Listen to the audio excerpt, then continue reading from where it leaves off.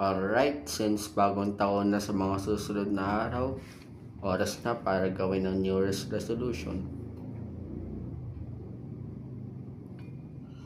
O ano, sa tingin nyo gagawa ko ng New Year's resolution ko? Hindi bahala na si Lord na magbago sa akin. Yung mga New Year's resolutions nga na ginawa nyo this year, halos lahat dun di nyo natupad. Sabi nga ni Lord sa Bible, bagong creation na kayo. Simula nung tinanggap niya siya. Dapat nilet go niya na yung dati niyong pagkatao. Pero ganyan pa rin ugali mo. Hindi mo pa rin pinipili na ilago yung relationship niyo with God. Mas pinipili mo pa rin gawin yung dati mong pagkatao. Sinabi na rin sa'yo ni Lord na i-let go mo na yung mga taong hindi magiging daan para lumago pa yung relationship mo kay Lord. Lalo na yung mga red flag dyan, kahit crush mo yan, i-let go mo na yan. Si Lord lang magbabago sa'yo hindi yung taong yan Sige na, bisperas na ng bagong taon bukas. Kapag hindi mo pa rin piniling magbago kay Lord, magpe-pray na lang kita. I'm not here to condemn you or judge you. Pero yun yung totoo. Sige na,